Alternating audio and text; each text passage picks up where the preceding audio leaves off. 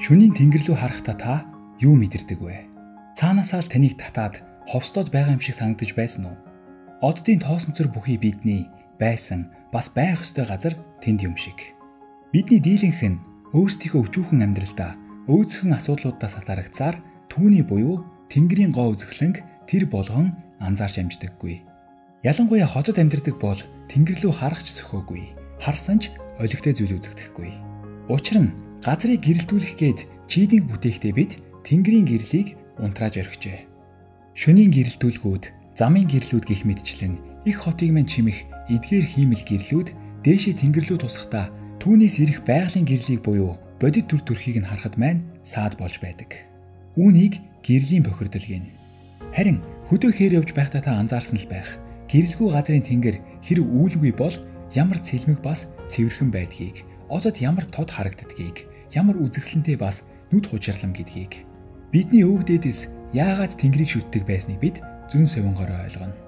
Зөвхөн бид ч биш, маш олон соёл иргэншлүүд тэнгэртэй тавилангаа холбож түүнийг судалдаг байжээ. Сонирхох судлах нь хүмүүний аран шиг хэдий ч хамгийн гол нь тэр мэдлэгээ өв залгамжлуулан үлдээх хэмжээний алсын хараа бас маш чухал юм. Учир нь тэнгэрийг судлана гэдэг урт хугацааны ажиглалт бас дүгнэлт шаарддаг ажил. Мэдээж ганц хүний амьдрал хангалтгүй. Хураасан мэдээллээ зохион байгуулалтайгаар зэгслээд дараачийн үедээ дамжуулах хэрэгтэй. Астрономи буюу одон орон судлал бол хамгийн эртний шинжлэх ухаануудын нэг. Археологийн олдуруудыг тооцвол 10,000 жилийн өмнөөс эхэлнэ. Харин астрономиг математиктэй холбоод тооцоолол бүртгэл хийсэн анхны боловсронгуй одон орон судлалыг эртний Вавилончууд хийжээ.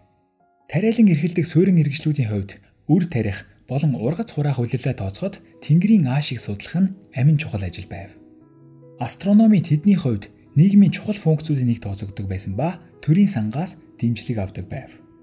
Тэнгэрийг судалснаар ойртож буй дайн, өвчин тахал, муу ургацын талаар урьдчилан сануулах Бурхны илгээсэн дохиог тайлж уншиж болно гэдэгт итгэцгээдэг байжээ. Эртний Египтүүд ч гэсэн одон орон судлалд чухал ач холбогдол өгч байв. Урса мажор, Орион мэтийн бүлэг оддыг хэмжин пирамидуудаа болон нарны цагалбараа тохируулж байлаа. Жишээ нь Гизагийн пирамидын дөрвөн тал нь умард, өмнөд, дорнод, өрнөд зүгүүстэй ердөө хагас градусын зөрүүтэйгээр таарсан байдаг. Товчхондоо бол пирамид мэтийн аврах байгууламжуудыг барьж бурхтад хүндэтгэл үзүүлснээр Тэнгэрээс газар руу нэг төрлийн эрчим хүч шилжүүлэн авч байгаа гэдэгт итгэдэг байжээ. Астрономи шашин шүтлэгтэй нэгт холбоотой байв. Астрономи болон астрологи хоёрын ялгаа арай гарч ирээгүй байлаа. Харин эртний грекүүдийн үед астрономи арай өөр түвшинд хүрэв. Мухар сүсгээс илүү логик сэтгэлгээ давмгайлж таамаг дэвшүүлэхийн оронд хэмжилт, судалгаа болон тооцоо хийх нь ихсжээ. Грекүүд геометрийг астрономитэй холбосон нь чухал амжилт байлаа. Астрономи гэдэг үг нь грек гаралтай бөгөөд оддын хууль гэсэн утгатай. Тэдний хувьд астрономи бол математикийн нэг доод салбарт тооцогдож байв. Тухайн үеийн сэтгэгчид зөвхөн нэг салбарт хүч үзэхээсээ илүү нэлээд хэдийн сэдвүүдэд толгоогоо гашлахаж судалгаа дүгнэлт хийдэг байж.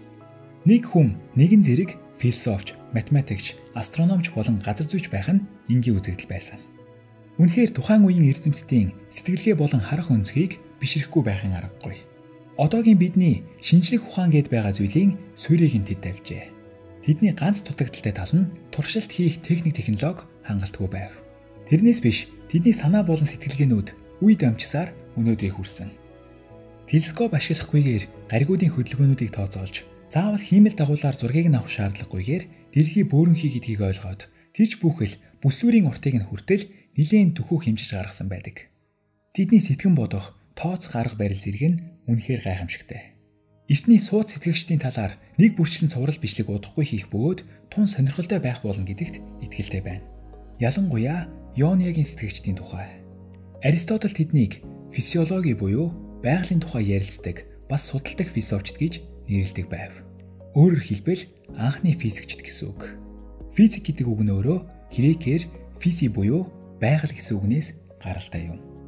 Гэхдээ өнөөдөр физикийг шинжлэх ухаан болгож буй гол хүчин зүйл бол мэдээж туршилт болон нотлохоо билээ. Харин эрт үед үүнийг хийх боломж нөхцөл хязгаарлагдмал байв. Тэгэд энэ байдал Тэнгэрийг судлахад ч гэсэн ижил байлаа. Өөрөөр хэлбэл нүцгэн нүдэрэл ажиглалт дүгнэлт хийдэг байсан гэсэн үг. Тийм болохоор Тэнгэрийн эрхсүүдийн байршил болон хөдөлгөөнийг нь хэмжих ажлуудад төлхөө хийгдэж байв. Астрономи гэхээсээ илүү астрометр гэх нь зөв байх. Тэгвэл астрономи гэж юу вэ? Астрономи бол орчин цагийн хамгийн өргөн хүрээтэй шинжлэх ухаануудын нэг юм. Юуг шинжилдэг вэ гэвэл нарыг, сарыг, оддыг, гаригуудыг, солируудыг, галактикуудыг, сансрын тоос мананцруудыг, ер нь дэлхийн гадна байгаа бүх зүйлсийг. 4 настай цэцэрлэгийн хүүхдүүдэд зориулсан боловсролын хөтөлбөрт хандан NASA-гийнхан астрономиг энгийнээр оддыг, гаригуудыг болон сансрыг судлах ажил хэмээн тайлбарлажээ. Тэгээд тэр од гаригууд тийм олон байхад, сансар ертөнц өөрөө ийм уудан байхад астрономийн судлах зүйлс бас нилээдгүй баймаар. Тийм ээ, астрономи бол асар том салбар. Тийм болохоор үүнийг хэсэгчлэн хувааж, салбарлаж, тэгээд тэр доод салбарууд тус бүр нь өөрийн судлах сэдвүүд дээрээ нэрвчлэн төвлөрдөг. Астрофизик, астрохим, астробиолог, астрогеолог, геофизик гэх мэтчлэн түүний салбарууд нь судлах объектоос шалтгаалаад янз янзаар үргэлжлэнэ.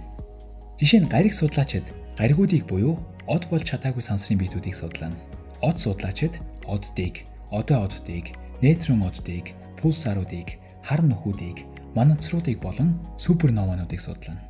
Зарим нь бүр бүх насаа нарыг судлаж өнгөрөөчхөөд тэгээд дуусгаж амжилгүй дараачийн үеийнхэндээ хоримтлуулсан мэдлэгээ өвлүүлэн үлдээгээд өөрөө оддын тоос болон хувирна.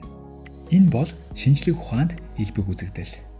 Тэгээд дараачийн үеийнхэн нь өмнөх үеийнхнийхээ өвлүүлсэн мэдлэгээс зүгийг нь аваад бурууг нь хасаад салбар салбараа улам хөгжүүлсээр шинжлэх ухаан улам томорсоор хүн төрлөختөн төвшин ахисаар одод хоорондын соёлын иргэншил болох замдаа аажмаар төгсөөр.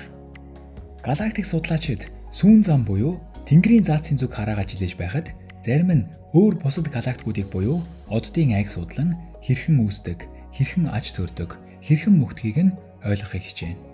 Космологчид харин их тесрэлтээс өнөөдрийн хүртэлх хугацаанд өрнөсөн өөрчлөлтүүдийг мөн цаашид хэрэгхийг тодорхойлохын тулд ертөнцийг бүхлээр нь авч үздэг. Астроном ихэвчлэн ажиглагдаж болох үс биетүүд дээр төлөвлөрдөг хэдий ч космологчид голцоо онол дээр тулгуурлан таамаг дэвшүүлэх ба тэдний ярих зүйлсийг харамсалтай нь бид харж чадахгүй. Харин ажиглалт дээр суйрлах судалгааг ажиглалтын астроном гэдэг. Сансрын биетүүдээс ирэх цахилгаан соронзон спектрийг тус бүрт нь ангилан судлана. Радио дэлгэнүүдээс үзэгдэх гэрэл X туяа болон гамма туяанууд хүртэлх олон төрлийн тасархийг хэмжихийн тулд төдий чинээ олон төрлийн телескоп хэрэглэнэ. Телескоп гэснээс энэ гайхалтай төхөөрөмжил одон орон судлалд хувьсгал авчирсан юм. Эртний Грекийн астрометрийг өнөөдөр астрономийн шинжлэх ухаан болгосон зүйл бол ерөөсөө л телескоп байсан. Тэнгэрийг ширтэх бидний мэлмид хүч нэмсэн энэ гайхалтай төхөөрөмжийн талаар дараагийн бичлэг дээр ярилцгаая. Ер нь астрономч гэхээр л өдөр шөнөгүй телескопоор Тэнгэрийг дурандаа сууж байдаг хүн биш юм. Орчин цагт компьютер болон хиймэл оюун ухаан хурцтай хөгжиж байгаа учраас хүний өмнөөс Тэнгэрийг манах роботууд бас олширсан. Астрономчийн ажлууд ерөнхийдөө тэдний гаргасан зураг графикийг судлах, хэмжил тооцоог нь бодох, анализ дүгнэлт хийх гэх мэтчлэн жаахан уйтгартай байх талтай. Астрономоор сурна гэдэг нь өөрөө бас хүндхэн даваа гэдгийг мартаж болохгүй. Харин сонирхогчийн астрономи бол арай сонирхолтой. Онол техникийг нь сайн ойлгохгүй ч цэвэр сонирхлынхоо дагуу Тэнгэрийг дурандсаар чухал баримтуудыг цуглуулж эсвэл бусдын анзаараагүй үзэгдлийг олж нээгээд одоо орон суудлын хөгжилд үнэтэй хувь нэмэр оруулсан сонирхогчид цөөнгүй. Сонирхогчийн төвшөнд астрономч болохын тулд яах хэрэгтэйг, телескоп гэж юу болох, яаж ашигладгийг, ер нь заавал телескопын шаардлага байгаа эсэх. Эхний ээлжинд нүцгэннүүдээр Тэнгэрийг судлахад хэрхэн суралцах вэ гэх мэт асуултуудад хариулах бичлэгүүд удахгүй орох болно. Хэрв танд иймэрхүү контент таалагдж байвал мөн илүү ихийг хүсч байвал сэтгэлдээ бидэнтэй хуваалцаж, комент, лайк, шеэр гэх мэт товчууд дээр дарж биднийг дэмжээрэй. Баярлалаа.